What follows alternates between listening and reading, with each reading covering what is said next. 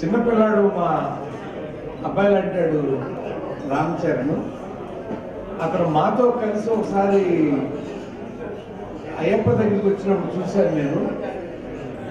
బంగారం లాంటి వ్యక్తిత్వం ఉన్న మనిషి ఎవరంటే రామ్ చరణ్ అని అంటారు. అంత మంచి మనిషి, ఎంత మౌనంగా ఉన్నాడు చూడండి. 108.43 కోట్లు గ్రాస్ చేసిన సినిమా చేసి నిర్మాతగా ఉన్నాడా, ఏం ఎరగనట్టు అలా చాలా మౌనంగా కూర్చున్నాడు.